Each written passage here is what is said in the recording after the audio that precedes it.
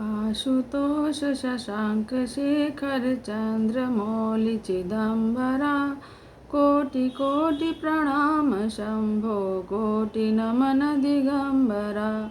निर्विकार ओंकार अविनाशी तुम्हें देवादिदेव जगत सर्जक प्रलय करता शिवम सत्यम सुंदरा। निरंकार स्वरूप कालेश्वर महाजोगीश्वरा दयानिधि दानेश्वरा जय जटाधर अभ्यंकरा। शूलपाणि त्रिशूलधारी ओगणी बागंबरा जय महेश त्रिलोचनाय विश्वनाथ विश्वंभरा। नाथ नागेश्वर हरो हर पाप शाप अभिशाप तम महादेव महान भोले सदा शिव शिव शंकरा। जगतपति अनुरक्ति भक्ति सदैव तेरे चरण हो क्षमा हो अपराध सब जय जयति जय जगदीश्वरा। जन्म जीवन जगत का संताप ताप मिटे सभी ओम नमः शिवाय मन जपता रहे पंचाक्षरा।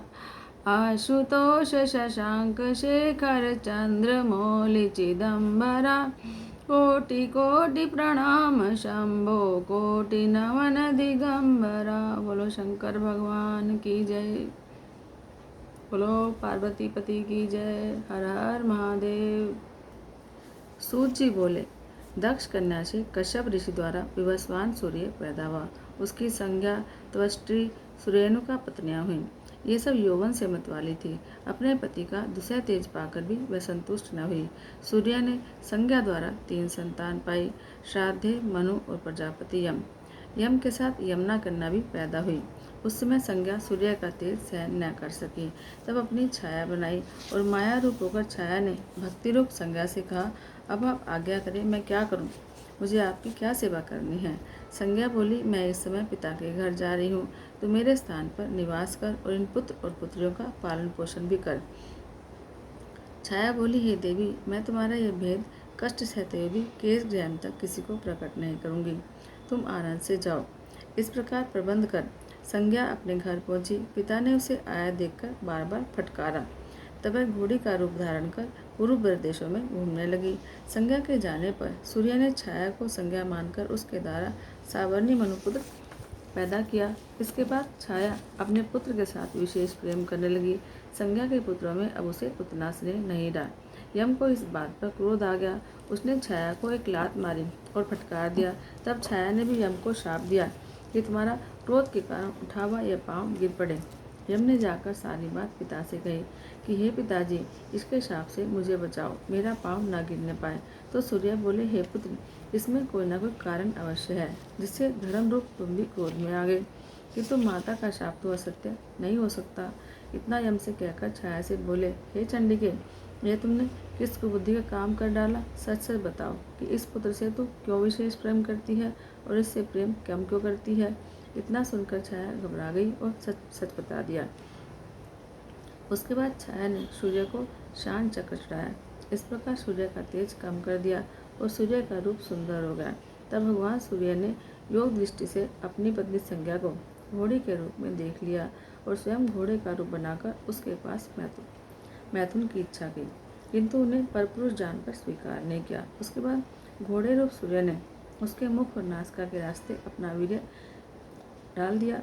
वीर्य तो नासिका के 2 भागों से पड़ा था, तभी तो देवताओं के वैद्य अश्विनी कुमार 2 होकर पैदा हुए। इतने में संज्ञा ने अपना पति पहचान लिया तो वह बहुत प्रसन्न हुई। फिर पति के साथ घर आ गई। फिर तो पहले से ज़्यादा प्रेम से दोनों रहने लगे। यमराज इस कर्म द्वारा दुखी तो बहुत हुए, पर क्या फिर तो स्वयं धर्मपूर्वक प्रजा का पालन करने लगे। इससे धर्मराज कहलाए। इससे लोक पालन और पितरों पर शासन उनको प्राप्त हुआ। सावर्णी मनु बड़े तपस्वी थे, वे प्रजापति हुए। यही मनु सावर्णी नामक मनवंतर में मनु होंगे। अब तो सुमेरु पर प्रजा का कठोर तप करने में लगे हुए हैं। सूर्य की छोटी कन्या यमलोक को पवित्र करती हुई यमुना नामक नदी हुई है। सूत जी बोले, वैवस्वत मनु के 9 पुत्र हुए, जो कि मनु के समान ही प्राकृत में क्षत्रिय धर्म करने वाले वीर पुरुष हुए। कुशवाकु, शिविनभाग, दृष्ट, सरियाती, नरिशंत, कुरूप, प्रियव्रत, नृग ये उनके नाम हैं। मनु जी की पहले कोई संतान नहीं थी। फिर पुत्रेष्टि यज्ञ करने पर इनकी इला नाम की एक सुंदर कन्या हुई, जिसे इड़ा भी कहते हैं। उसे देखकर मनु ने कहा कि तू यहाँ मत आ। वह बोली कि हे बोलने वालों में उत्तम, मैं तो प्रजापति मित्र अवरुण के अंश से पैदा होकर यहाँ आई हूँ, किंतु अब मैं वहाँ ही जा रही हूँ। तब वह मित्र अवरुण के पास पहुँचकर हाथ जोड़कर बोली, हे मुनियों, मैं मनु के यज्ञ में आपके ही अंश से पैदा हुई हूँ और आपके पास आ गई हूँ। मुझे क्या आज्ञा है, मैं क्या करूँ। तब पतिव्रता ईड़ा से मित्रावरुण बोले, हे सुंदरी, तुम्हारी नम्रता और इंद्रिय दमन सत्य भाषण से हम प्रसन्न हैं। जा तू ही मनोवश बढ़ाने वाले पुत्र प्राप्त कर और सुदुम तो तेरा नाम होगा। सूत जी बोले, यह सुनकर ईड़ा पिता के पास लौटी, किंतु रास्ते में बुद्ध की प्रार्थना करने पर उसके साथ मैथुन किया, जिससे पुरुरवा नामक एक सुंदर पुत्र की उत्पत्ति हुई। इसी की सुंदरता पर मोहित होकर उर्वशी अप्सरा स्वर्ग से आकर इसी पुरुरवा के पास रह गई थी। इसके बाद शंकर जी की कृपा से ईड़ा ने पुरुषत्व प्राप्त किया। उस सुदुम के परम धर्मात्मा 3 पुत्र पैदा हुए, उत्कल, गय, विंताश्च। उत्कल से उत्कल देश के ब्राह्मण हुए, विंताश से पश्चिम देश के ब्राह्मण हुए। आनति का पुत्र रैमय हुआ, जो रैमत नाम से प्रसिद्ध था। कुशतली में उसका निवास हुआ। 100 पुत्र उसके हुए, जिसमें कुकुदमी सबसे श्रेष्ठ और धर्मज्ञ था। उसकी अति सुंदर रेवती कन्या हुई, जिसके वर के विषय में कुकुदमी ब्रह्मलोक में ब्रह्मा जी से पूछने के लिए पहुंचा। तो ब्रह्मा जी ने हंसते हुए कहा कि राजन, तुमने जिन राजाओं को अपनी कन्या के वर के लिए विचारा है, उनमें से अब एक भी नहीं है। सभी काल के काल में चले गए। तेरी नगरी को भी यक्ष राक्षसों ने नष्ट भ्रष्ट कर दिया। अब 28वां द्वापर है। इसमें भगवान कृष्ण द्वारकापुरी का निर्माण करके विष्णु, अंदर, भोज, कुकुर आदि यादवों के साथ वहाँ रह रहे हैं। उसी द्वारका में महाबली बलदेव जी हैं, जो कि वासुदेव के पुत्र हैं। उन्हीं को जाकर अपनी पुत्री रेवती प्रदान करो, वह तुम्हारी कन्या के योग्य पति हैं। सूत जी बोले, तब कुकुद जान गए कि इस समय अनेकों युग बीत गए। तब रेवती कन्या का विधिपूर्वक बलदेव जी से विवाह कर और स्वयं सुमेरु पर्वत पर जाकर तप करने लगा। श्री बलदेव जी के 100 पुत्र हुए, श्री कृष्ण जी के अनेकों पुत्र हुए। दोनों कुल के पुरुष सारी दिशाओं में जाकर बस गए। अब सूत जी बोले, अब मनु वंश सुनिए। मनु के पुत्र विशग्न को वशिष्ठ जी ने गो रक्षा के काम में लगाया। एक बार रात्रि में व्याघ्र ने आकर गाय पर आक्रमण किया। गाय बहुत ही डकरा उठी। उसके शब्द सुनकर हाथ में तलवार लिए विशग्न ने अंधेरी रात में अपने जाने सिंह पर वार किया, लेकिन दैवयोग से व्यवहार गाय पर हुआ। सिंह तो भाग गया और गाय कट गई। सवेरे गाय को मरा देखा तो दुखी होकर यह बात गुरुजी को बताई। सुनते ही गुरुजी ने शाप दे दिया कि तू शुद्र हो जा। उसके बाद विशग्न विरक्त होकर वन में पहुंचा। वहाँ दावाग्नि में प्रवेश करके अपना नश्वर शरीर जला दिया। सूत जी बोले, मनु जी की नाशिका द्वारा एक बालक पैदा हुआ, जिसका नाम इक्ष्वाकु था। उसके 100 पुत्र हुए। उनमें जो बड़ा था उसका नाम विकुक्षी था। वह अयोध्या का राजा हुआ। यह राजा एक बार अपने पिता के श्राद्ध के लिए शिकार करने वन में गया। रास्ते में आते हुए एक शशा को पकड़ इसने खा लिया। इस कारण इसका नाम शशाद भी पड़ा। अयोध्या के पुत्र ककुस्थ हुए। उनके अरिनाम, अरिनाम के पृथु, पृथु के विश्वराट, उसके प्रजापति इंद्र, उसके युवनाश, युवनाश के कुलाश, इंद्र के पुत्र युवनाश द्वारा प्रजापति श्राव हुए, जिन्होंने श्रावस्तीपुरी बसाई। कुलाश के 100 पुत्र हुए। कुलाश अपना राज्य पुत्रों को सौंप स्वयं वन में चल पड़ा। मार्ग में उतंग मुनि मिल गए और कहा, राजन, आप तो इस समय धर्मपूर्वक प्रजा पालन करते हुए राज्य करें, वन न जाएं। मेरे आश्रम के पास ही महापराक्रमी दुर्द दानव है। वह उग्र तपस्या करके लोगों का विनाश करना चाहता है। आप जाकर उस दैत्य को मारो। उसके मारे जाने पर लोगों का कल्याण होगा। यह सुनकर राजा ने अपने पुत्र कुलाश को अर्पण करते हुए कहा कि हे महात्मन, मैं तो शस्त्र त्याग चुका हूँ। यह मेरा पुत्र आपको अर्पण है। उस दैत्य धुंध को यह अवश्य मार देगा। इतना कहकर राजा वन में चला गया। भगवान विष्णु कुलाश में तेज द्वारा प्रविष्ट हुए। यही कुलाश बहुत से पुरुषों को साथ लेकर धुंध को मारने के लिए उतंग मुनि के साथ वन में पहुंचा। धुंध ने उसको आता देख क्रोध करके मुख से अग्नि प्रकट की, जिससे कुलाश के साथी पुरुषों को भस्म कर दिया। उसमें केवल 3 बच रहे। कुलाश तब झटपट उनके पास पहुंचा। अपने अग्निबाण द्वारा धुंध की अग्नि को नष्ट कर दिया, फिर अपने पराक्रम से उसका वध कर दिया। यह देखकर उदंक ऋषि ने उसे अक्षय धन प्राप्ति का वरदान दिया और कहा कि राजन, तुम्हें कोई भी पराजित नहीं कर सकेगा। उसके बाकी बचे 3 पुत्रों में धृतराष्ट्र श्रेष्ठ निकला। धृतराष्ट्र का हर्ष का निकुंभ का शैताश्व, उसका कृशाश्व तथा हेमवती कन्या हुई। उसका पुत्र प्रसेनजित हुआ। आगे प्रसेनजित ने अपनी गौर पत्नी को शाप दिया, तब वह बाहुदा नाम की नदी हुई। पुरुकुत्स का पुत्र जयारु ने उसका सत्यव्रत पुत्र हुआ। इससे किसी दूसरे से विवाह में मंत्रों में विघ्न डालकर उसकी स्त्री को हर लिया। इसी कारण इसको अधर्मी समझ पिता ने इसका त्याग कर दिया। तब वह बोला, पिताजी मैं कहाँ जाऊँ? उत्तर में पिता ने कहा कि तू चांडालों में जाकर निवास कर। पिता के कहने पर वह चांडालों में रहने लगा। इस अधर्म के कारण इंद्र ने 12 वर्षों तक स्वर्ग की वर्षा नहीं करी। इसके बाद महर्षि विश्वामित्र पत्नी को त्याग कर समुद्र के किनारे पहुँचे और जाकर तप करने लगे। उनकी पत्नी अपने पुत्र का गला बांधकर 100 गायों के बदले बेच आई। सत्यव्रत ने जाकर उसे छुड़ाया और उसका पालन पोषण करने लगा। गला बांधने के कारण उसका नाम गाली प्रसिद्ध हुआ। तब सत्यव्रत ने विश्वामित्र की पत्नी का पुत्र के साथ भक्ति और श्रद्धा के साथ पूर्ण प्रतिज्ञा से पालन पोषण किया। एक दिन वह राजकुमार मांस न होने से महर्षि वशिष्ठ की गौ में से एक को मारकर विश्वामित्र के पुत्र के साथ मिलकर खा गया। यह सुनकर वशिष्ठ को क्रोध आया और बोले, तुमने 3 पाप किए हैं, इस कारण से तू त्रिशंकु हो जा। इतना कहने पर वह त्रिशंकु हो गया। इतने में विश्वामित्र भी तप करके आ गए। सत्यव्रत को अपनी पत्नी पुत्र का पालन करते देख उस पर प्रसन्न हुए। फिर सत्यव्रत को उसके पिता का राज्य दिलाकर यज्ञ कराया और देवताओं के सामने उसे स्वर्ग पहुंचा दिया। कैकेयी वंश की सत्यरथा नाम की उनकी स्त्री थी, जिससे हरिश्चंद्र राजा उत्पन्न हुए। उसके पुत्र हुए रोहित, रोहित के वृक के बाहु। इसी बाहु राजा ने और ऋषि के आश्रम में जाकर ताल जंगाओं से रक्षा पाई। इस स्थान पर जहर से इसका पुत्र पैदा हुआ, इसका नाम सगर हुआ। सगर ने भार्गव ऋषि से आग्नेय अस्त्र की शिक्षा ग्रहण की, जिससे है और ताल जंगाओं को मारकर उसने सारी पृथ्वी पर विजय पाई। उसके बाद शकव, दूदक, पारद, तगन, खग आदि नामी देशों में धर्म स्थापन किया। इसकी कथा इस तरह से है। बाहु राजा के सब राज्य को है और ताल जंगाओं ने अपहरण कर लिया। तब अपनी स्त्री को साथ लेकर बाहु राजा वन में चला गया। वहां जाकर प्राण त्याग दिए। उस समय पत्नी गर्भवती थी, जिसका नाम यादवी था। वह यादवी और ऋषि की आज्ञा पाकर इनके आश्रम में निवास करने लगी। सदाशिव के ध्यान में मग्न होकर निरंतर उस ऋषि की सेवा परायण हुई। समय आने पर उसने महाबलवान पुत्र उत्पन्न किया। उसका नाम सगर था और ऋषि ने आग्नेयास्त्र की शिक्षा देकर इसे निपुण कर दिया। इसी सगर ने आग्नेयास्त्र द्वारा है ताल जंगाओं का विनाश करके अपने पिता वशिष्ठ की शरण में पहुंचे। महर्षि ने उनको अभय दान दिया। तब सगर राजा ने अपनी प्रतिज्ञा और गुरु वचन समझकर उसे सत्य करने के लिए शकों का आधा सिर मुंडवा दिया। यवन और कम्बोजों के सारे सिर का मुंडन करवा दिया। पारद और बालुओं को दाढ़ी मूछें रखवाकर फिर सबको छोड़ दिया। उसके बाद अश्वमेध यज्ञ रचाया, जिसमें संस्कार द्वारा पवित्र करके घोड़ा छोड़ा और इंद्र ने घोड़ा पकड़कर पृथ्वी के नीचे पताल में जाकर छिपा दिया। सगर पुत्रों ने घोड़ा ढूंढते ढूंढते उस स्थान को खोदा।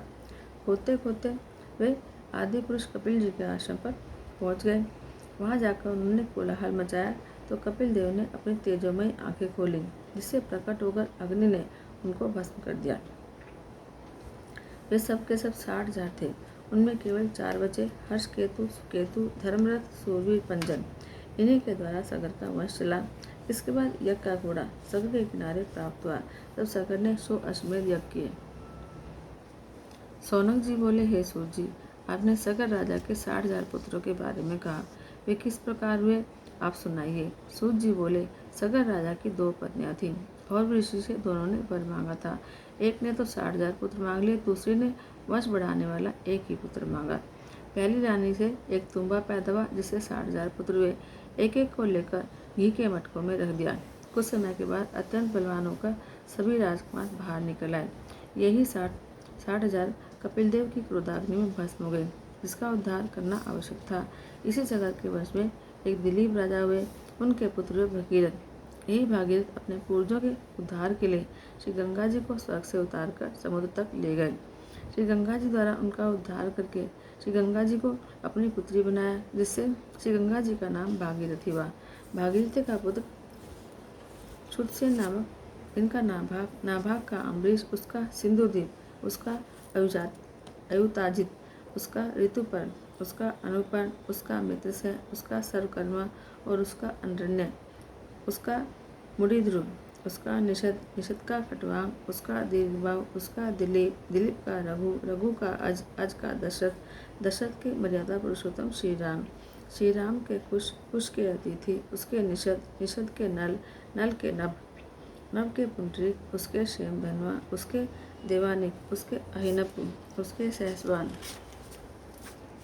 उसके वीरसेन, उसके हरियात्रा, उसके बल के स्थल के यज्ञ के अगुन के विद्युत, उसके हिरण्यनाभ, उसके याज्ञवल्क्य, उसके पुष्प के ध्रुव के अग्निवर, उसका शीघ्र, उसका मरुत का ऋतुसुत, उसका संधि का नाकर्षण, इससे मरुत्वा, इससे विश्वान, उससे प्रसेनजित, उससे तक्षक और उससे बृहद्बल हुआ, उसके बृहद्बल, उससे पुरुकुर्य, उससे वत्सवृद्ध, उसका प्रतिव्योम, उसका भानु का दिवाक, सबसे सहदेव, उससे बृहदस, उससे भानुमान, उसका प्रतिकाश, उसका सुप्रतीक, उससे मरुदेव, उससे सुनक्षत्र, उससे अंतरिक्ष, उससे सुतपा, उससे रुनक से सुरथ और उससे सुमित्र पुत्र होगा। यही सभी विचित्र कर्म करने वाले धर्मात्मा इक्ष्वाकु कुल के राजाओं का वश सुमित्र तक होगा। सोनक जी बोले, हे सूत जी, विवस्वान सूर्य श्राद्ध देवता कैसे हुए? फिर श्राद्ध मातम और उसका फल क्या है? सूत जी बोले, हे सोनक जी, जो पुरुष पिता, पितामह, प्रपितामह इन 3 पिंडों का फल की इच्छा से नित्य ही श्राद्ध करते हैं, उन पुरुषों को धर्म और शुभ सम्मान प्राप्त होता है। फिर पुष्टि की इच्छा से पितृश्वर उन्हें पुष्टि देते हैं। युधिष्ठिर जी ने एक समय भीष्म पितामह जी से पूछा था कि पितरों को श्राद्ध कैसे प्राप्त होते हैं। कोई तो अपने कर्मों से नरक में जाता है और कोई स्वर्ग में। हमने ये सुना है कि स्वर्ग में देवता भी अपने पितरों का श्राद्ध करते हैं, तो यह हमें बताएं। भीष्म जी बोले, हे राजन, मैंने एक बार अपने पिताजी को पिंडदान किया। तब वे प्रकट होकर बोले, पुत्र, यह पिंड मेरे हाथ पर रख। मैंने विचार किया, ऐसा तो शास्त्र नहीं कहते। फिर मैंने कुशों पर पिंड रखा। तभी संतुष्ट होकर बोले, पुत्र, तुम धर्म के अनुसार कार्य करने वाले धर्मज्ञ हो। मैं तुम पर प्रसन्न हूँ। मैं तुम्हें त्रिलोकी में दुर्लभ वर देता हूँ कि तुम्हें कोई भी मार नहीं सकेगा। तुम अपनी इच्छा से मृत्यु पाओगे। इस प्रकार और कोई वर मांग लो। तब मैंने हाथ जोड़कर कहा कि हे पिताजी, आपने मुझे कृतार्थ कर दिया। मैं एक बात पूछता हूँ, अति कृपा होगी, इसका उत्तर दें। तब राजा शांतनु बोले, हे पुत्र, तुम्हारी तरह मैंने भी पितृकल्प के विषय में मार्कंडेय ऋषि से पूछा था। उन्होंने कहा, राजन, एक समय मैंने स्वर्ग से उतरते विमान को देखा। उसमें एक बालक सो रहा था। मैंने पूछा कि आप कौन हैं? तो उसने कहा कि मैं ब्रह्मपुत्र सनत कुमार हूँ। 7 ऋषि मेरे छोटे भाई हैं। क्योंकि मेरे दर्शन के लिए ही तुमने तपस्या की थी, इस कारण मैं यहाँ प्रकट हुआ हूँ। अब तुम क्या चाहते हो? तब मार्कंडेय बोले, हे स्वामी, पितरों का आदि स्वर्ग क्या है? उसका यथार्थ वर्णन करे। सुनकर वे बोले, सुनो, ब्रह्मा जी ने देवताओं को रचकर कहा था कि तुम भजन तप करो। तब देवों ने ब्रह्मा जी को छोड़कर आत्मभजन किया। इस कारण ब्रह्मा जी ने उन्हें श्राप दिया कि तुम संज्ञा रहित मूढ़ बन जाओगे। उसी समय वे संज्ञाहीन होकर ब्रह्मा जी से बोले, हे पितामह, हमारे अपराध क्षमा करें। तब ब्रह्मा जी ने उन्हें प्रायश्चित के लिए कहा। वे बोले, इस विषय में तुम अपने पुत्रों से पूछो, तुम्हें उनसे ज्ञान मिलेगा। देवताओं से जाकर उनसे पूछा तो वे बोले, हे पुत्रगण, तुम चेतना पाकर प्रायश्चित करो। यह सुनकर देवता फिर ब्रह्मा जी के पास गए। बोले, पितामह, हमारे पुत्र होकर उन्होंने हमें पुत्र क्यों कहा? ब्रह्मा जी बोले, हे देवताओं, तुम ब्रह्मवादी नहीं, इस कारण तुम्हारे पुत्रों का वचन यथार्थ है। जिन पुत्रों को ज्ञान नहीं, वे तो निरे बालक हैं। इसलिए अब तुम जाकर भजन करो। फिर देवताओं ने पुत्रों से कहा कि तुम हमें पुत्र कहने वाले हो, इस कारण तुम पितर हो जाओगे। तभी से वे सचमुच पृथ्वी पर पितर नाम से प्रसिद्ध हुए। स्वर्ग में पितरों के गण 7 हैं। उनमें 4 तो मूर्तिमान हैं और 3 अमूर्त हैं। आधे देवता और ब्राह्मण उन्हीं का भजन करते हैं। वही पितर अपने योग से पहले सोम को तृप्त कराते हैं। उसी कारण श्राद्धों में ब्राह्मणों और योगियों को चांदी के बर्तनों में भोजन कराना उत्तम है। फिर चांदी के पात्र उन्हें दान में दे देने चाहिए। श्राद्धों में अग्नि, यम और सोम का आह्वान करें। जो मनुष्य श्राद्धों में पितृ तर्पण करते हैं, पितर भी उन्हें पुष्टि, आरोग्य और बुद्धि देते हैं। मार्कंडेय बोले, इस प्रकार ज्ञान देकर देव स्वामियों ने योग की गति प्राप्त करी। इसलिए भीष्म जी, पहले योग का आचरण करने वाले भरद्वाज पुत्र ब्राह्मण कुछ दुराचार में पड़कर पतित हो गए। वाग्दुष्ट, क्रोधन, हिंस, पिशुन, काब, सौश्री पितृवर्ती नामक विश्वामित्र के पुत्र गर्ग के शिष्य हुए। पिता की मृत्यु होने पर सब प्रदेश में जाकर गुरु की आज्ञा से कपिला गो के पालक हुए। एक दिन की बात है, उन दुष्ट कुमारों ने मुक्ता से मार्ग में गो को मारने की कुबुद्धि की और गुरु से आकर का गाय को सिंह पकड़ कर ले गया। इस झूठ के कारण उनको गो हत्या का पाप लगा। इस कारण वे सातों भाई एक लुब्धक के घर पैदा होकर अपने धर्म में तत्पर हुए। कालंजर पर्वत पर मृगों की भांति वन में फिरने लगे। कुछ समय के बाद उन्हें कुछ ज्ञात हुआ। उस पाप से मुक्त होने के लिए उनकी इच्छा हुई। तपस्वियों के घरों में जाकर भोजन करते रहे। इस प्रकार करते करते उन्होंने वन में ही प्राण त्याग दिए। अभी तक भी उन व्याघ्र पुत्रों का स्थान कालंजर पर्वत पर दिखाई देता है। उसके बाद उनके शुभ अशुभ कर्मों की निवृत्ति हुई। फिर उन्होंने चक्रवाक योनि में जन्म पाया। उसके जन्म से जलचर, नभचर पक्षी आदि की योनियां प्राप्त करते हुए उत्तम ज्ञान की प्राप्ति की। उन पक्षी योनि में एक बार उन्होंने उस वन में पत्नी के साथ नीप देश के परम सुखी राजा को देखकर विचार किया, इसका कौन सा पुण्य है, इसके करने से हम भी इसी प्रकार राजा की भांति सुख सौभाग्य भोग सकें। उसी समय दो चक्रवाक पक्षी आकर उनके पास बोले, हम दोनों आपके हितकारी हैं, हमें अपना मंत्री बताओ। वहाँ एक सुमना पक्षी आ गया था। उसने योग बल से कहा कि हे चक्रवाक पक्षियों, तुम दोनों योग धर्म पा चुके हो। जिसके तुम मंत्री होना चाहते हो वह कांपिल्य नगरी के राजा होंगे और तुम उनके मंत्री बनोगे। यह कहकर ब्रह्मचारी सुमना प्रसन्न होते होते उनसे बोला, तो तुम्हारा शाप भी निवृत्त हो जाएगा। योग को प्राप्त होकर पितरों की कृपा से तुम्हें पुण्य प्राप्त होगा। तुमने गो का प्रोक्षण करके पितरों को तर्पण किया था, इस कारण से पुण्य प्राप्त होगा। इस प्रकार कहकर सुमना पक्षी मौन हो गया। भीष्म पितामह बोले, हे मार्कंडेय, अब इसके बाद क्या हुआ, यह कृपया करके यह सुनाए। यह सुनकर मार्कंडेय जी बोले, वे 7 पक्षी अपने धर्मपूर्वक मानसरोवर में घूमते हुए केवल जल और वायु का आहार करके अपना शीर शोषण करने लगे। वह राजा भी पत्नी के साथ अपनी नगरी में लौट आया। तब उस विभ्राज राजा ने अपने पुत्र अनूप को राज्य दे दिया और स्वयं वन में चला गया। उसी वन में पहुंचा जहाँ की उसके वही सहचारी रहा करते थे। वह केवल पवनाहारी होकर तप करने लगा। उसके तप का तेज सारे वन में जगमगा उठा। तब वहाँ 4 शकुनों ने तथा भोगभ्रष्ट 3 पक्षियों ने सिर छोड़ा। दूसरा जन्म उन्हें कांपिल नगर में मनुष्य का मिला। इनका नाम ब्रह्मदत्त हुआ। इनके 3 मोहित हुए और शेष 4 को अपने पूर्व जन्म का वृत्तांत भी याद था।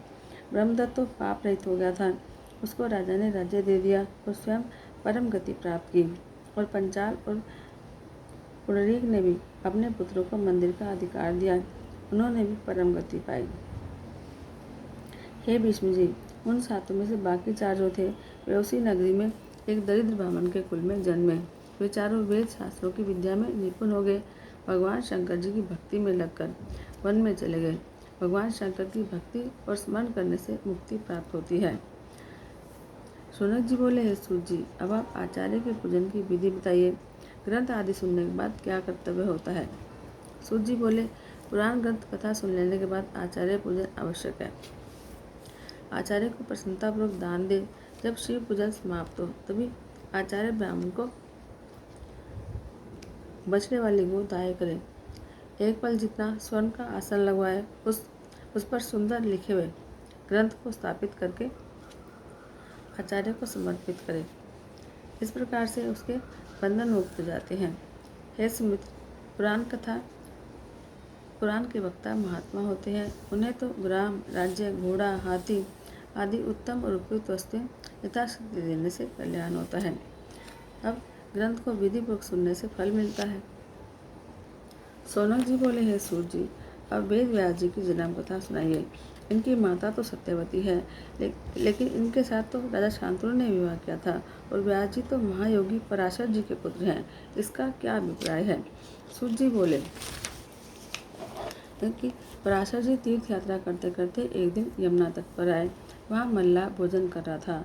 उससे यमुना पार कराने के लिए कहा तो उसने अपनी पुत्री मत्स्यगंधा से कहा कि हे पुत्री, यह यमुना पार जाना चाहते हैं, तुम इन्हें नाव द्वारा पार पहुंचा दो। यह सुनकर उसने नाव में बैठा लिया और पार ले जाने लगी। उस पर मोहित होकर पराशर जी ने उसका हाथ पकड़ लिया। मत्स्यगंधा यह देखकर हंस पड़ी और बोली, ऋषि, आप ऐसा निंदित कार्य क्यों कर रहे हैं? आप तो वशिष्ठ जी के उत्तम कुल में उत्पन्न हुए हो, फिर मैं निषाद कन्या आपके में और मेरा सहयोग कैसे हो? इतना सुनकर पराशर जी ने उसका हाथ छोड़ दिया। पार पहुंच गए, लेकिन कामदेव ने उन्हें विवश कर दिया। तब उन्होंने उसे फिर पकड़ लिया।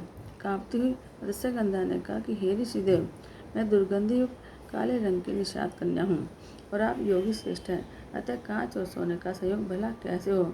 और यह भी शास्त्रों की आज्ञा है कि भोग रात को करें। अभी आप यदि चाहते हैं तो रात होने दीजिए। यह सुनकर पराशर जी ने अपने योग से दिन को ही रात्रि में बदल दिया और अंधकार कर दिया। तब उसके साथ भोग किया। वह लज्जित और आश्चर्यचकित होकर बोली, योगीराज, अब आप तो चले जाएंगे, मेरा क्या होगा? आपका वीर्य अमोघ है, मुझे गर्भ रहेगा तो फिर क्या होगा? तो ऋषि बोले, इस समय तो तू मेरे साथ संभोग कर, फिर अपनी कामना कह, मैं पूरी करूँगा। मेरी आज्ञा पूर्ण करने के कारण तू सत्यवती कहलाएगी। तो वह बोली कि मेरे इस कर्म को माता पिता आदि कोई भी जान न पाए, मेरा कन्या धर्म भी न जाए और आपके समान पूर्ण तपस्वी शक्तिमान पुत्र भी मुझे प्राप्त हो। पराशर जी बोले, सुनो, तुम्हारी सारी कामनाएं पूरी होंगी और तेरे गर्भ से विष्णु का अंश तेजस्वी यशस्वी पुत्र पैदा होगा। इतना कहकर पराशर जी ने यमुना स्नान किया और चले गए।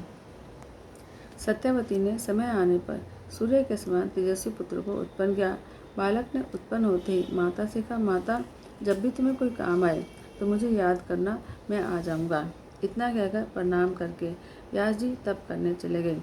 सत्यवती पुत्र स्नेह से कातर होकर पिता के पास पहुंची। इधर उस बालक ने भी तपस्या पूरी की, फिर वेदों की शाखाओं का विभाग किया। इस कारण इनका नाम वेद व्यास जी प्रसिद्ध हुआ। उसके बाद व्यास जी तीर्थ यात्रा करने लगे। सभी तीर्थों की यात्रा और पिंड दान आदि करके शिवलिंग के विषय में विचार करने लगे कि कोई ऐसा सिद्धिदायक लिंग हो जिसकी आराधना से सब विद्याएं प्राप्त करके मैं पुराण रचना की शक्ति पालूं। इस विचार से वे ध्यान में लग गए। थोड़े समय के बाद उनका ध्यान खुला और बोले, मुझे मालूम हो गया कि धर्म अर्थ काम मोक्ष देने वाले इस अतिमुक्त महाक्षेत्र में मध्येश्वर लिंग है। इसके समान काशी भर में और कोई लिंग नहीं। ये लिंग सभी मनोकामनाएं पूर्ण करते हैं और इसलिए मैं इस लिंग की पूजा और साधना करूंगा, जिससे कि मैं पुराण निर्माता बन जाऊं। इस प्रकार विचार करके व्यास जी ने गंगा जी में स्नान किया और फिर व्रत शुरू कर दिया। कभी पत्राहारी, कभी फल और शाकाहारी, कभी जलाहारी, कभी पवनाहारी, फिर निराहारी होकर मध्येश्वरी लिंग की पूजा करें। एक दिन जब वे गंगा स्नान करके आए तो उस ज्योतिर्लिंग में मध्येश्वर सदाशिव के दर्शन हुए। संग में श्री पार्वती जी इस प्रकार जटाधारी शंकर जी को जटाओं में धारण किए। मस्तक पर दैदीप्यमान चंद्रमा को शोभा वाले साक्षात शंकर विराजमान है। तब इस प्रकार दर्शन पाकर व्यास जी प्रसन्न होकर प्रणाम और स्तुति करके बोले, हे सदाशिव, आप मन वाणी से अगोचर हो, वेद भी आपकी महिमा नहीं जान सकते। सारे जगत के कर्ता धर्ता और संहर्ता आप हो। सच्चिदानंद ईश्वर, आप जन्म मरण देश कुल आदि से रहित त्रिलोकी के स्वामी हो। तब इस प्रकार स्तुति सुनकर भगवान शंकर बालक रूप में प्रकट हो गए और बोले, हे व्यास जी, तुम मन चाहा वर मांगो, तुम्हारे लिए कुछ भी ऐसा नहीं जो मैं दे ना सकूं। तो व्यास जी बोले, आप तो सर्वज्ञ हैं, क्या बताऊं? यह सुनकर हंसते हुए सदाशिव बोले, हे ब्रह्मवेत्ता महर्षि, आपकी मनोकामना शीघ्र और अवश्य पूरी हो जाएगी। मैं ही तुम्हारे कंठ में स्थित होकर इतिहास और पुराण आदि निर्मित करूंगा। तुम्हारे द्वारा पढ़े हुए स्तुति अष्टक को जो 1 वर्ष तक तीनों काल मेरे सामने बैठकर स्तुति करेगा, उसे इच्छित फल की प्राप्ति होगी। सूत जी बोले, इस प्रकार वेद व्यास जी ने वर पाकर 18 पुराणादि शास्त्रों की रचना की। अब उनके नाम सुनिए।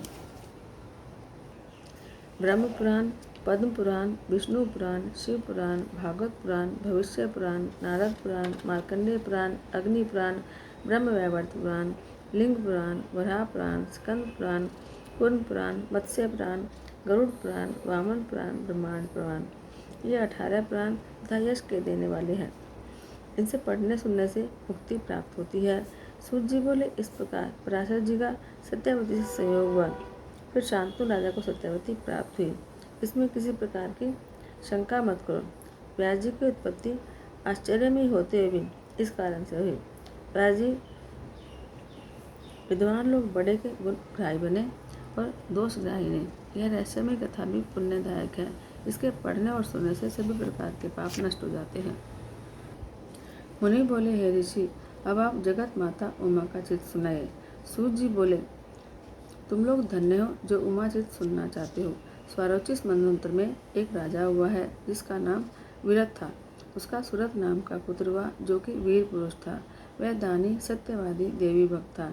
इंद्र के समान पराक्रमी और तेजस्वी होकर वह राज्य करने लगा, किंतु अन्य 9 राजाओं से मिलकर उस पर आक्रमण कर दिया। उससे राजा छीनकर राज्य से बाहर निकाल दिया। वह घोड़े पर सवार होकर शिकार के बहाने वन को चला गया। वन में जाकर उसने एक सुंदर आश्रम देखा जहाँ सभी जीव जंतु शांत होकर विचरण कर रहे थे। वहाँ मुनिजनों से स्वागत पाकर राजा उसी आश्रम में निवास करने लग गया। एक दिन उसके मन में विचार हुआ कि मैं बड़ा मंदभागी हूँ जिससे अपना राज्य खो बैठा हूँ। ठीक उसी समय वैश्य भी वहाँ आ पहुँचा। राजा ने उसे दुखी देखकर दुख का कारण और उसका नाम पूछा। उस वैश्य ने राजा को प्रणाम किया और फिर आंखों में आंसू लाकर बोला, मैं एक धनाढ्य कुल में उत्पन्न हुआ समाधि नाम का वैश्य हूँ। मुझे अपने ही पुत्र पुत्रादिकों ने धन के लोभ में पड़कर घर से निकाल दिया है। इस कारण इस वन में आ गया हूँ। अब तो मैं लोगों को अपना भी नहीं समझता और उनकी कुशलता भी नहीं चाहता। राजा बोला, किंतु तेरा प्रेम तो मूर्खों की भांति कुछ न कुछ उन पुत्र पुत्रादि में दिखाई देता है। यद्यपि उन दुराचार ने तुझे घर से निकाल दिया है। यह वैश्य बोला कि आपका कहना ठीक है। इस प्रकार राजा और वैश्य दोनों बातचीत करते करते मेधा ऋषि के पास पहुँचे और उन्हें प्रणाम कर सारी बात बताई और प्रार्थना की कि आप ही हमारा मोह दूर करें। ऋषि बोले, हे राजन, सबके मन को आकर्षित करके मोहित करने वाली तो सनात की माया शक्ति रूपा देवी है जो कि जगत को रचना पालन संहार करती है। यह सुनकर राजा बोला, हे स्वामी, विश्व को मोहित करने वाली वह माया देवी कौन है? कृपा करके उसका वर्णन करें। ऋषि बोले, जिस समय प्रलय हुई तो योगीराज विष्णु शेषनाग शैया पर सो रहे थे। योग निद्रा में लीन थे। तब विष्णु के कान से मैल से 2 दैत्यों की उत्पत्ति हुई। मधु और कैटभ उनके नाम थे। उन्होंने विष्णु की नाभि कमल में ब्रह्मा जी को देखा तो उसे मारने के लिए तैयार हो गए और बोले, तू कौन है? ब्रह्मा जी ने उस दैत्य को देखा। फिर विष्णु और परमेश्वरी देवी की स्तुति करने लगे।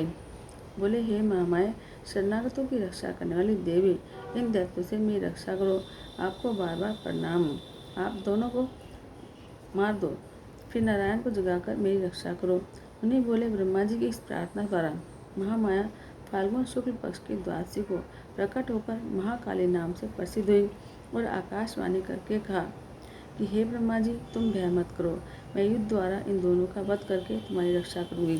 यह कहकर विष्णु जी के मुख और नेत्रों से प्रकट होकर ब्रह्मा जी को साक्षात उस देवी ने दर्शन दिए। तभी जनार्दन भगवान भी जाग गए। उन दोनों दैत्यों को विष्णु ने देखा और क्रोध में आकर 1000 वर्ष तक उनके साथ बाहुयुद्ध करते रहे। उसके बाद महामाया के प्रभाव से मोहित होकर दोनों दैत्य विष्णु से बोले, तुम मन चाहा वर मांगो। विष्णु बोले, यदि तुम मन चाहा वर देना चाहते हो तो यह दो कि तुम मेरे हाथों से मारे जाओ। यह सुनकर दैत्य बोले, जिस पृथ्वी पर जल दिखाई न दे उस स्थान पर तुम हमको मारो। बहुत अच्छा कहकर भगवान ने चमकता सुदर्शन चक्र उठाया और उन्हें अपनी जंघाओं पर लिटाकर उनके सिर काट दिए। ऋषि कहने लगे, दैत्यों के कुल में रंबासुर नाम का एक दैत्य हुआ है। महर्षि नामक महापराक्रमी उसका पुत्र हुआ। वह युद्ध में सभी देवताओं को जीतकर इंद्र के सिंहासन पर बैठकर स्वर्ग का राज्य करने लगा। तब दुखी होकर देवता ब्रह्मा जी के साथ विष्णु भगवान और शंकर जी के पास पहुँचे। देवताओं से सारी बात सुनकर विष्णु और शंकर जी को क्रोध हुआ। तब उन दोनों के मुख से और देवताओं के शरीर से एक तेज उत्पन्न हुआ। यह तेज मिलकर एक स्त्री का रूप बन गया उसे देखकर प्रसन्न होते हुए देवताओं ने अनेकों आयुध और आभूषण दिए, जिन्हें धारण करके उस देवी ने महान अट्टहास करके गर्जना की। उससे उस गर्जना से पृथ्वी और आकाश भर गए। तब देवशत्रु दैत्यों ने उस शब्द को सुनकर अपने अपने हथियार उठाए। महिषासुर भी सभी दैत्यों को साथ लेकर युद्ध करने वहां पर आ गया और महामाया को देखा। महामाया के प्रभाव से वहां आए हुए करोड़ों दैत्यों के सभी शस्त्र बेकार हो गए। तब उस मातेश्वरी ने अपने शूल शक्ति, तोमर आदि शस्त्रों से अनेकों चिक्षुर आदि दैत्यों का विनाश कर दिया। तब दैत्यों के मर जाने पर महिषासुर भी देवी के श्वास से उत्पन्न हुए देवताओं को मारने लगा। तब उसके मारे जाने पर वह दैत्य देवी वाहन सिंह की ओर भागा। यह देखकर देवी क्रोध में आ गई। तब वह पराक्रमी दैत्य अपने खुरों द्वारा पृथ्वी को और सिंहों द्वारा पर्वतों को उखाड़ कर फेंकने लगा। तब महामाया ने उसके मारने का उपाय सोचकर दैत्य पर अपना पाश फेंका। इसके बाद वह दैत्य महेश का रूप छोड़कर सिंह रूप हो गया। जगदम्बा ने झट उसका सिर काट दिया, किंतु फिर वह हाथ में तलवार लेकर खड़ा हो गया पुरुष रूप बनाकर। तब देवी ने तलवार के साथ उसका हाथ काटा तो वह हाथी बन गया और अपनी सूंड से सिंह को मारने दौड़ा। देवी ने उसकी सूंड काटी तो वह फिर राक्षस के रूप में आ गया। इस प्रकार के युद्ध से त्रिलोकी कांप उठी, जीव दुखी हो गए। देवी ने क्रोध में आकर उस दैत्य से कहा, अरे नीच बुद्धि, तू व्यर्थ में हट कर रहा है। त्रिलोकी भर में कोई भी मेरे सामने टिक नहीं सकता। यह कहकर महामाया ने उछलकर उसे अपने पैरों से कुचल दिया और उसकी गर्दन में अपना त्रिशूल गाड़ दिया, जिससे वह पृथ्वी पर सदा के लिए सो गया। और हाहाकार करते हुए उसकी सभी सेना इधर उधर भाग गई। इंद्र आदि देवताओं ने आकर देवी की स्तुति की और गंधर्व गाने लगे और अप्सराएं नाचने लगी। ऋषि बोले, शुंभ निशुंभ नाम के दो दैत्य परम पराक्रमी हुए, जिनके तेज से सारी त्रिलोकी कांप उठी। उनसे दुखी होकर सभी देवता हिमालय पर जगत जननी श्री पार्वती जी के पास पहुंचकर उन्हें प्रणाम कर स्तुति कर लगे। हे भवानी महेशानी, आपको प्रणाम हो, हमारी रक्षा करें। तब तो देवताओं की स्तुति सुनकर गौरी बोली, तुम लोग किसकी स्तुति कर रहे हो? तो इतना कहने के बाद उस गौरी के हृदय से एक कुमारी का प्रकट हुई। तब देवताओं के देखते देखते गौरी ने उससे कहा कि हे मातेश्वरी। गौरी जी से उसने कहा, हे मातेश्वरी, सभी स्वर्गवासी देवता मेरी ही स्तुति कर रहे हैं। तब उस कुमारी का नाम शील कोश से निकलने के कारण कोशकी और प्रकट होने के कारण मातंगी प्रसिद्ध हुआ। फिर उसने देवताओं से कहा, तुम डरो मत, मैं अकेली ही तुम्हारा कार्य करूंगी। इतना कहकर देवी अंतर्ध्यान हो गई। फिर शुंभ निशुंभ के दो सेवकों ने जैसे ही उसे देखा, उसके सौंदर्य पर मोहित हो गए। उन्होंने शुंभ निशुंभ के आगे उसके रूप की प्रशंसा करते हुए कहा कि एक बड़ी सुंदर स्त्री हिमालय के शिखर पर विचर रही है और सिंह पर बैठी है। देव कन्याएं उसके आगे सेविका रूप है। त्रिलोकी में कोई भी उसके समान सुंदर नहीं है। वह नारियों में रत्न है। आप तो रत्न भोगता है, तो वह उसको भी अपने महलों में बुला लीजिए। यह सुनकर उन असुरों ने सुग्रीव दैत्य को बुलाकर उस सुंदरी को लाने के लिए तुषार पर्वत पर भेजा। तब वह हिमालय पर पहुंचकर मातेश्वरी जगदम्बा से बोला कि हे देवी, इंद्र आदि देवताओं के वश में करके सभी रत्नों के भोक्ता शुंभ निशुंभ दैत्यों ने मुझे आपके पास भेजा है और कहा है कि तुम स्त्री रत्नों, हम दोनों में से किसी एक के साथ विवाह कर लो। तो इतना सुनकर देवी ने कहा कि हे दूत, तुम सत्य कह रहे हो। शुंभ निशुंभ दोनों पराक्रमी हैं, पर मैंने प्रतिज्ञा कर ली है, जो मुझे युद्ध में जीतेगा मैं उसके साथ विवाह करूंगी। यह संदेश तुम उन्हें पहुँचा दो। तब आकर उस दैत्य ने शुंभ को सभी वृत्तांत सुना दिया। तुम तुषार पर्वत निवासिनी नारी को ले आओ। यदि प्रेम से न आए तो युद्ध करके किसी न किसी प्रकार जबरदस्ती ले आओ। यह सुनकर धूम्राक्ष हिमालय पर पहुंचकर मातेश्वरी से बोला कि तुम प्रेम पूर्वक मेरे स्वामी के पास चलो, नहीं तो मेरे पास इस समय 60,000 दैत्य हैं, उनसे मैं तुमको पकड़वा कर ले जाऊंगा। तब जगदम्बा बोली, हे वीर, मैं क्या करूं? मैंने बिना सोचे समझे प्रतिज्ञा कर ली है। तब जगदम्बा बोली, हे वीर, मैं कैसे करूं? अपनी प्रतिज्ञा तो मैं भी तोड़ नहीं सकती। युद्ध करके मुझे भले ले जाओ। तब धूम्राक्ष शस्त्र उठाने के लिए जो ही दौड़ा, देवी ने हुंकार से उसको भस्म कर दिया। उसके भस्म हो जाने पर देवी के सिंह ने क्रोध में आकर उसकी सेना के राक्षसों को भक्षण कर लिया और कुछ भाग गए। तब उस शुंभ ने अपने सेनापति धूम्राक्ष का मारा जाना सुना तो उसे बड़ा क्रोध आया। उसने चंडमुंड और रक्तबीज आदि दैत्यों को बुलाकर युद्ध के लिए भेजा। तब सिंह सवार उस जगदम्बा को देखकर वे दैत्य बोले, हे देवी, तुम प्रेमपूर्वक शिव के पास किसी को अपना पति बनाकर शोभा को प्राप्त कर। इतना सुनकर देवी बोली, जिनकी विष्णु आदि देवता स्तुति करते हैं और जिनके तत्व को वेद भी नहीं जान पाते, उस परब्रह्म परमात्मा को मैं सूक्ष्म प्रकृति हूँ। फिर भला किसी और को किस प्रकार अपना पति बनाऊं? हे दैत्य लोगों, यदि कुछ शक्ति है तो मुझे विजय करके ले जाओ। तब दैत्य बोले, हे देवी, हम आपको एक अबला नारी समझकर मारना नहीं चाहते थे, लेकिन अब तुम खुद ही मरना चाहती हो तो तैयार हो जाओ। यह कहकर बाणों की वर्षा करने लगे। तब युद्ध में देवी ने चंड, मुंड, रक्तबीज आदि दैत्यों का अपनी खड़ग द्वारा वध कर दिया। देवी शत्रु होते हुए भी उन दैत्यों ने देवी के भक्तों की गति प्राप्त की। जब शुंभ निशुंभ ने चंड, मुंड आदि दैत्यों का और रक्तबीज का मारा जाना सुना, तब काल के मौर्य दो ही बड़े बड़े दैत्यों को युद्ध करने के लिए भेजा और खुद भी रथ पर सवार होकर युद्ध के लिए चल पड़ा। युद्ध के बाजे बज उठे। सभी योद्धा अस्त्र शस्त्रों से सुसज्जित होकर युद्ध भूमि में पहुंच गए। तब जगदम्बा ने शत्रु सेना को देखा और अपने धनुष पर चिल्ला चढ़ाकर बाणों की वर्षा करने लगी। घंटा बजा दिया। जगदम्बा का वाहन सिंह भी गरजने लगा। उस समय हिमाचल वासिनी देवी को देखकर निशुंभ बोला, हे मालती के पल्लव के समान देहधारिणी विलासवती, तुम्हारा कोमल शरीर देखकर मुझे दुख होता है, तो किस प्रकार कोमल शरीर से युद्ध कर सकेगी? तब चंडिका बोली, अरे नीच, बातें मत कर, युद्ध कर या पाताल में जा। यह सुनकर निशुंभ क्रोध में आकर बाण वर्षा करने लगा। उधर चंडिका ने भी अपने बाण, परशु, त्रिशूल आदि से उत्तर दिया।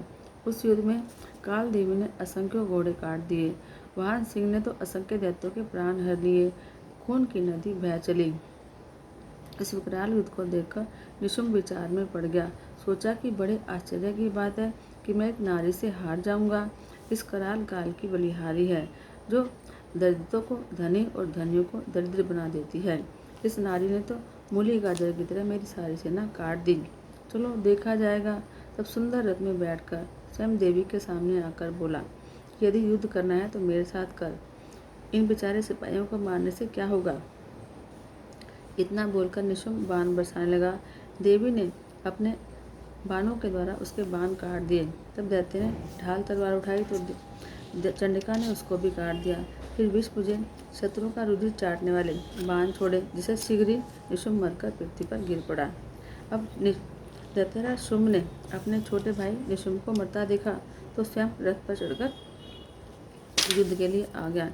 उसको आया देखकर चंडिका ने भयानक अट्टहास किया, जिसे देखकर दैत्य घबरा गए।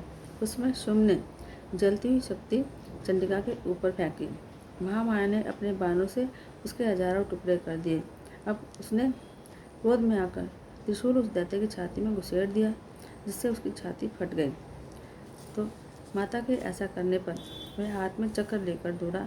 चंडिका ने त्रिशूल से वह चक्र काट दिया और उसका सिर भी काट दिया। इस प्रकार मृत्यु पाकर उस दैत्य ने परम गति प्राप्त की। उन दोनों दैत्यों के मर जाने पर बाकी बचे दैत्य पाताल में चले गए और देवताओं को प्रसन्नता हुई। ऋषि बोले, हे सूर्य, अब कृपा करके उमा के अवतार को वर्णन करें, जिससे सरस्वती का प्रादुर्भाव हुआ। सूर्य बोले, हे ऋषियों, एक बार देवता दैत्यों का भयानक युद्ध हुआ। तब उस मातेश्वरी के प्रताप से देवता जीत गए। इस कारण देवताओं को गर्व हुआ, अपने भी प्रशंसा करने लगे।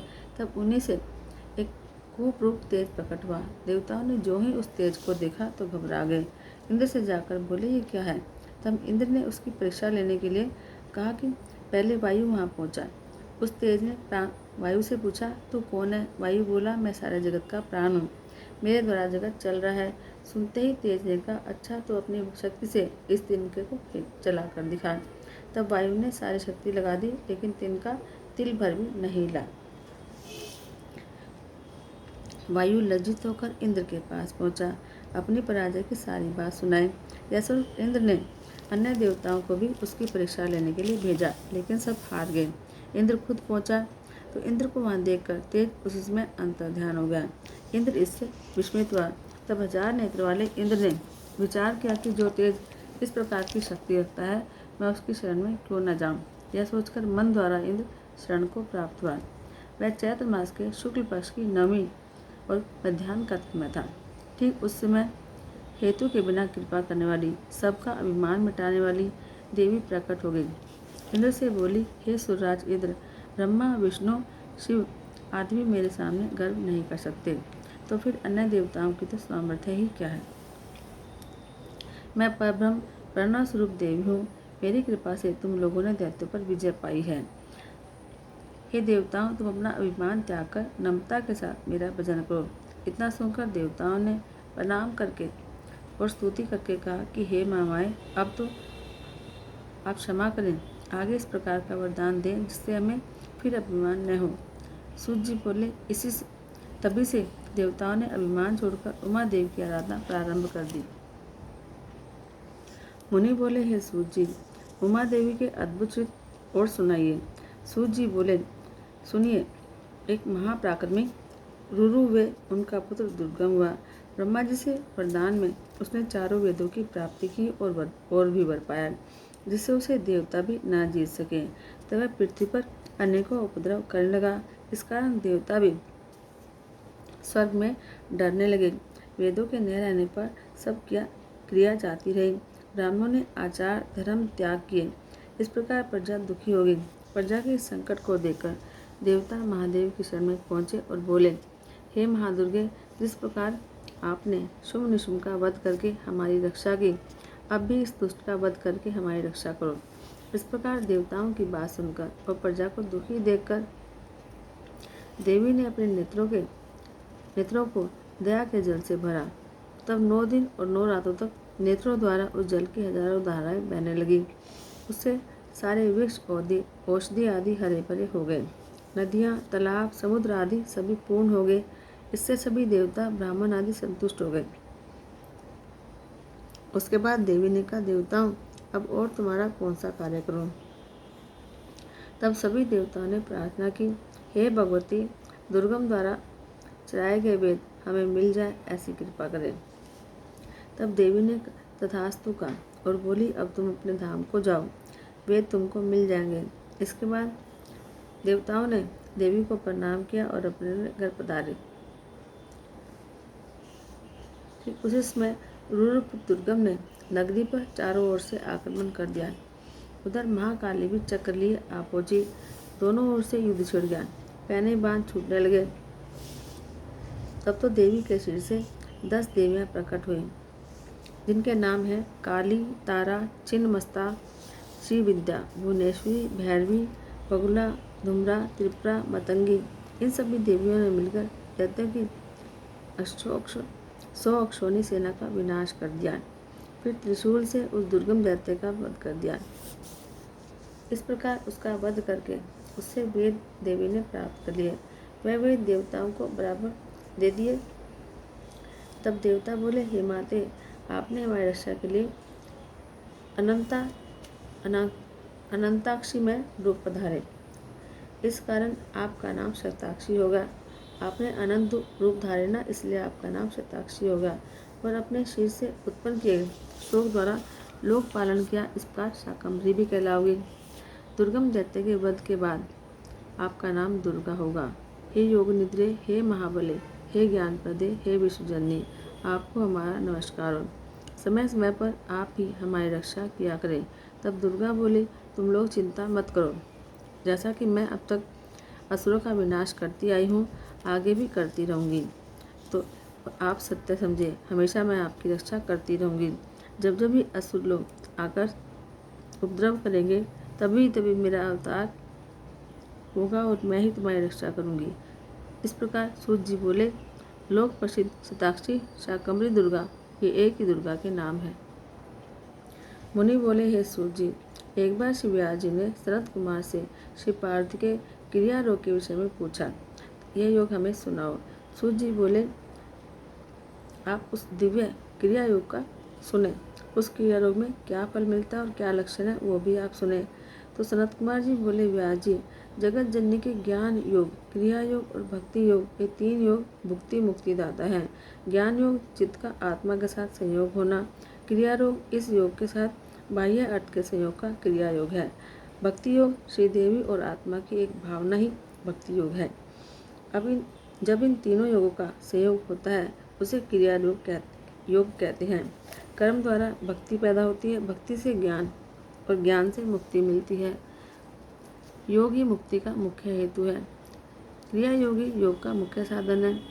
हे मुनि, पत्थर, लकड़ियाँ और मृतिका आदि से जो श्री मातेश्वरी का मंदिर बनवाता है उसे जिस फल की प्राप्ति होती है वह सुनो। हर रोज योग द्वारा यज्ञ करने वाले का फल मंदिर बनवाने से मिलता है। मातेश्वरी के मंदिर बनवाने से 1000 कुल का उद्धार होता है। मातेश्वरी का मंदिर बनवाने से जन्म जन्म में मान, प्रतिष्ठा और वैभव की प्राप्ति होती है।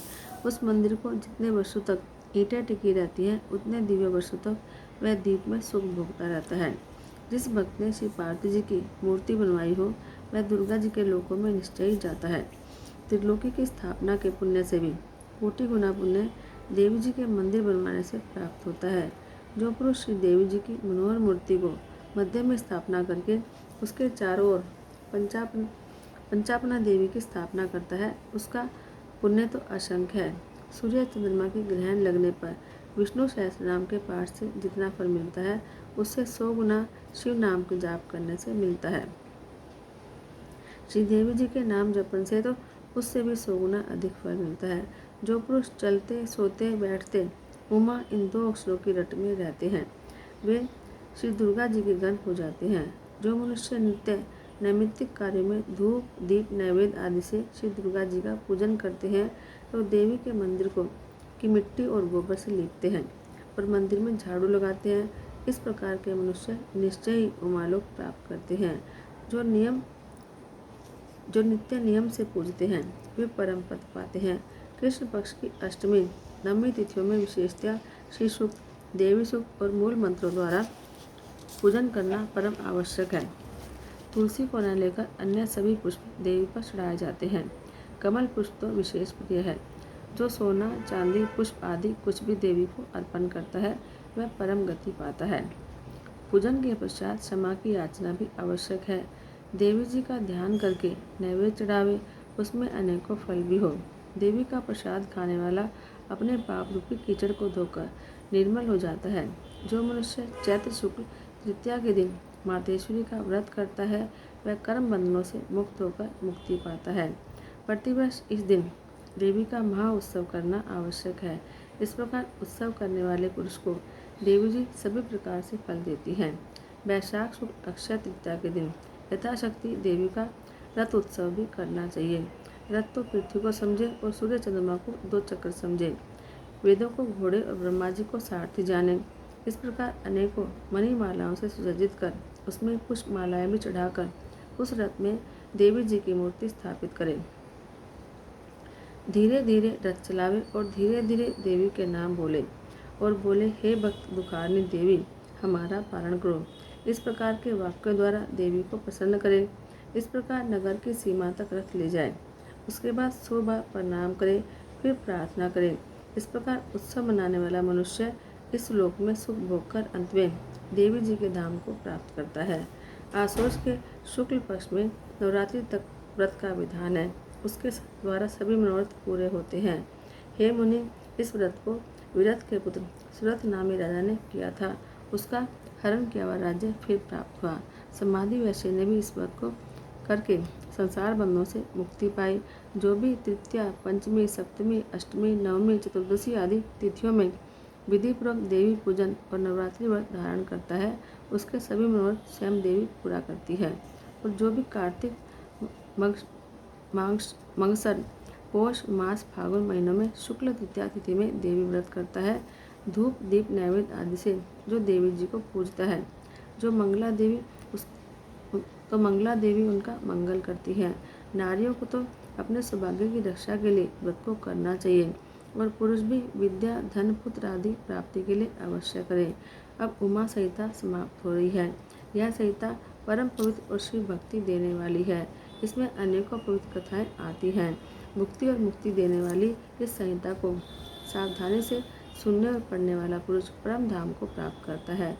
इति श्री शिव महापुराण के अंतर्गत उमा संहिता संपूर्ण। बोलो शंकर भगवान की जय। मैं मेरी सच्चिया जोता वाली माता तेरी सदा ही जय।